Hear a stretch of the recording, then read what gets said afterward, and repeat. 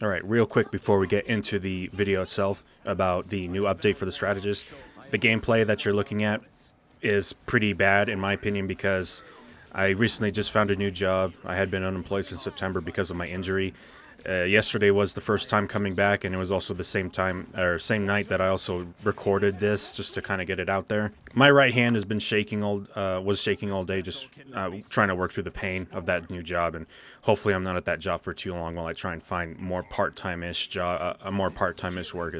It's brutal for me right now. So if you forgive the really bad gameplay, it's all good. So let's just hop right into it. So we're going to start off first with Adam Warlock, just because Adam Warlock actually is one of my favorite strategists, considering how hard he is to play. Strategist role being already a difficult role to play to begin with in Rivals. Like I said in my previous video, being a support or playing support in Rivals is the hardest role ever. Usually playing support is just about as hard or easy, however you want to look at it, as playing DPS or playing a tank role in Overwatch or in Smite or Dota or League of Legends or like anything like that that has role-based classes. It's so much easier to play in any of that, especially when you look at the more direct comparison to Overwatch. Obviously, playing support in Overwatch, you really don't have issues as pertaining to certain characters and how well they can counter each other. You know, if one healer is not working out for you and you want it and you need to stay as a healer, you can obviously have the option to counter pick and just kind of opt out whenever you want to and pick a different hero. Again, that's good. I like that freedom that they give you, always being allowed to counter pick, even if you're a healer. If one healer isn't working for you, switch to another healer, and suddenly, you know, you're probably doing way better than you were before. Now, to Adam Warlock. So his buff was, we're enhancing Avatar life sustainability to keep him fighting for cosmic justice. Now, this one, a little bit difficult for me to pay attention to because of the fights that are going on. I can't really look offhand and see what's going on with my cooldown. Adds a new effect to Quantum Magic, which is his basic attack. When a critical hit lands on an enemy, reduce the cooldown time of Avatar Life Stream, which is his healing beam, by 1 second. So maybe throughout the video, since I can actually look at it in post editing, I can probably look at the cooldown effect taking place whenever I do land a crit. I'm not too certain if the crit is actually focused on headshots or if you can actually get crits off body shots. I'm not too sure about that. Whenever these updates drop for specific heroes that I care about, I don't really focus a lot on going in the practice range to look at it in a controlled environment. I need to see how it works in an actual combat scenario. So again, I couldn't really tell if there was, although it did feel like I was putting out a few more live streams than I would usually do. Maybe it actually probably was, maybe I was feeling the effect without actually noticing. Again, you know, I'm still trying to keep this spider off my ass while also trying to keep my teammates alive. It does feel like it's actually working. Oh, and you actually, oh, okay, right there, I just saw it, that 1 second. Okay, so that was actually a substantial. So that's actually pretty good then. I just saw it there as I was talking over the gameplay. Maybe that explains why I was seeing a lot more live streams. Still, Adam Warlock is a hit scan hero, although his hit scan is not almost immediate. I mean, his projectiles are a little bit slow. I'm going to assume that the cooldown effect also works on his right click, although I don't know if his right click actually crits or not. I'll have to look through because I wasn't really doing a whole lot of right clicks. I was just focusing on actually trying to see if I can see the difference in the gameplay for Adam and his healing ability. But nevertheless, I mean, it's a good change for Adam, although, you know, there's still a whole issue with trying to deal with the dive characters. I mean, that's still a thing for Adam. I mean, he still needs some form of escape, or he needs some form of defensive capabilities besides now at this point trying to rely on landing those crits. I mean, if you're trying to go up against a hyper advanced hero like a Black Panther or not Adam Warlock, or a Spider-Man, or maybe even an Iron Man or something. I mean, even though Iron Man is a little bit easy to hit in the sky because he's so slow, but trying to not only land a hit on a Black Panther or a Spider-Man or even a Captain America, someone who has good movement, but also trying to see if you can actually get the crit off it. I do not know what the crit percentage is, what the chances to land a crit. Either way, I think it actually is a good step in the right direction for Adam Warlock. Again, he is one of my favorite strategists. I mean, at this point, I am now looking forward to actually making Lord with him, because I am a pretty decent Warlock. I don't really use my ult a whole lot often just because of how situational it is. Unless it's a prolonged team fight, I'll probably just use it early on and make sure that we can get some teammates back into the fight early, but also trying to make sure that I have the avatar stream readily available. That's the other thing too that kind of prevents me from using the ult. Now we'll move on to my other favorite healer, my primary healer, my main healer, so to speak, is Luna. If I understand it right, according to the notes, we're ramping up this K-pop sensation's damage output when she strikes enemies from a distance. Adjust the damage falloff of light and dark eyes from 60% at 40 meters to 75%. So if I'm reading this right, basically means she has the ability to kind of snipe characters at a distance. Again, I think for this one might be easier for me to just kind of go into a lab, just because I do care a lot about Luna and making sure that she isn't nerfed or buffed too badly, and she's perfect, and she's more of a real balanced character.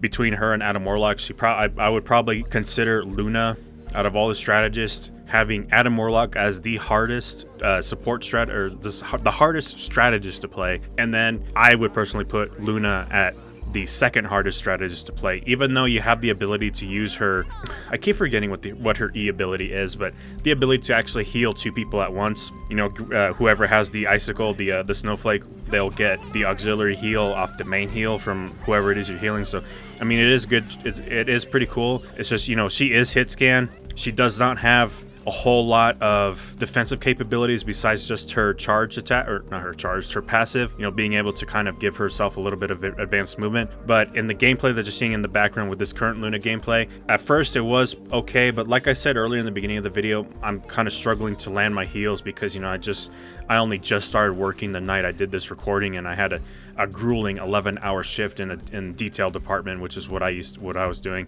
Really difficult. My right hand had been shaking for most of the night, just from kind of the shock value of my body not having worked for like almost half a year. But either way, it was fine for, I don't know, maybe about the first round or so, and then after that I was getting pressured pretty heavily by the Mr. Fantastic that you're going to see later on in here, and it made it really difficult to try and get any heals in because I was constantly being chased. I would always try and alter my position. Sometimes I would try and put myself out of position from the Mr. Fantastic, who was really the problem child for me personally, while trying to maintain heals on my tank.